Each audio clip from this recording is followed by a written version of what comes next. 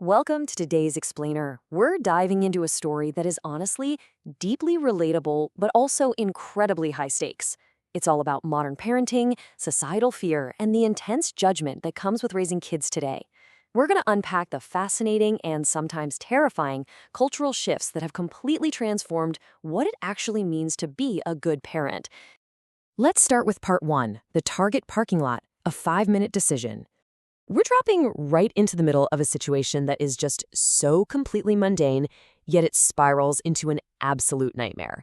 It brilliantly captures the whole point of Kim Brooks's story.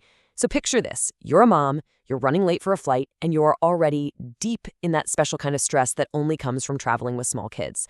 Then you realize you forgot your 4-year-old's favorite headphones. You pull into a strip mall to run inside, but your kid is glued to a game on the iPad and flat out refuses to budge. Suddenly, you've got a remarkably simple, everyday choice on your hands. Okay, so the sequence of events here happens incredibly fast.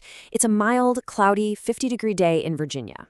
She does that quick, familiar mental calculus, the risk-benefit analysis. She locks the doors, sets the car alarm, cracks the windows for a little breeze, and leaves her son happily gaming while she sprints inside. Minute 5 hits, she's bought the headphones, she's back in the car, and they're pulling out of the lot.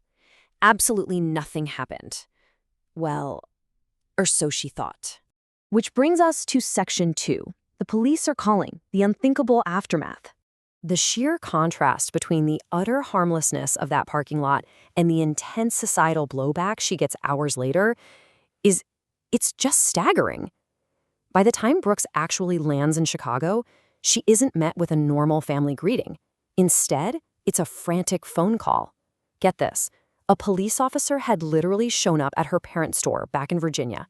He flashed a photo of her, demanded to know where she was, and actually threatened to arrest her mother for obstructing justice if she didn't hand over Kim's location right then and there. So how in the world did this happen? Well, it turns out a stranger in that parking lot had spotted her son in the car. But instead of just standing by to make sure things were okay or, checking in, this bystander whipped out a phone, filmed the kid, waited for Kim to drive off, and then reported her to the cops. This one phone call launched a full-blown criminal investigation over what a lawyer later told her was, at the absolute worst, a momentary lapse in judgment. Moving on to section 3, fear versus reality, the stranger danger myth. We really have to ask ourselves, why on earth did society react with such almost hysterical fear to what is, statistically, a totally safe situation? To figure that out, we need to look at the hard facts. 0.1%. Out of every single missing person case in the United States, a tiny fraction, just 0.1%, are these stereotypical stranger danger kidnappings we all panic about. In reality, missing child reports have absolutely plummeted. They've dropped by more than 40% since 1997. It really shows how our hierarchy of fear is just completely upside down, doesn't it?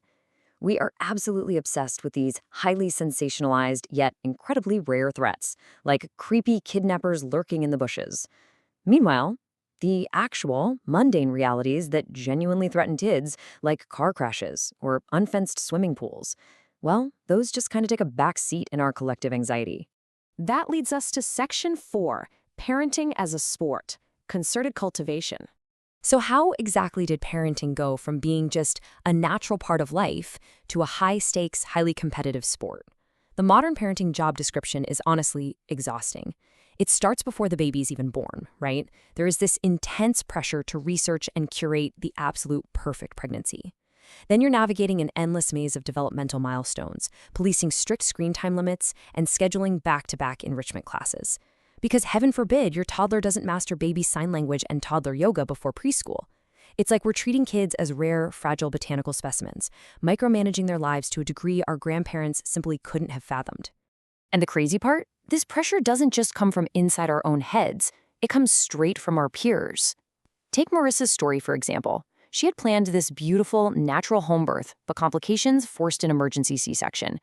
But instead of getting empathy from her local moms group, she was hit with these passive-aggressive questions, like if she tried perineal massage or laboring in a tub first. She basically said, "I felt like I just couldn't win." It's proof that mothers today are increasingly isolated and constantly judged by each other, instead of actually being supported.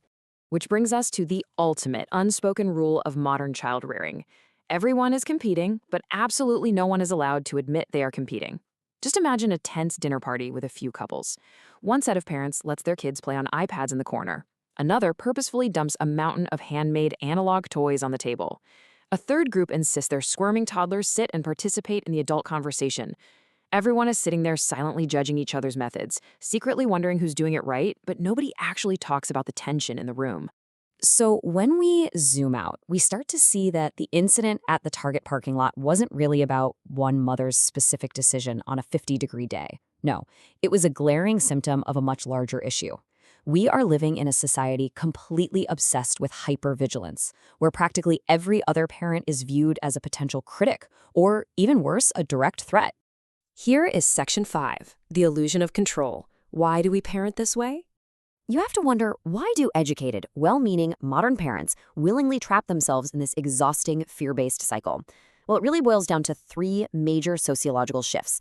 First, kids went from being economic necessities for a family, like hands to help out on the farm, to emotionally priceless entities. Second, there's immense class anxiety. Parents now view their child's ultimate success as the only real protection against downward mobility. And third, we are facing an unprecedented expansion of choices in childrearing. From birthing methods to schooling, this massive buffet of options creates a total false sense of control. We start believing that if we just research enough and supervise enough, we can somehow guarantee a perfect outcome. And that leads right into a really fascinating concept: conspicuous childrearing. Parenting is no longer just something you do. It's a very public statement of your identity, your morals, and your social status. When raising kids gets commodified to this extreme level, a minor mistake in a parking lot isn't just viewed as human error anymore. To the outside world, and to that bystander with the camera, it is seen as a fundamental, unforgivable moral failure. Ultimately, this explainer leaves us grappling with a massive and, quite frankly, uncomfortable question. Is this whole culture of competitive, hyper-vigilant parenting actually keeping our children any safer? Or is it simply destroying our own sanity, isolating us from our communities, and turning us into a society of paranoid bystanders? So before casting the next stone in the parking lot, it's definitely something every single one of us needs to think about. Thanks for joining me on this one, and I'll catch you next time.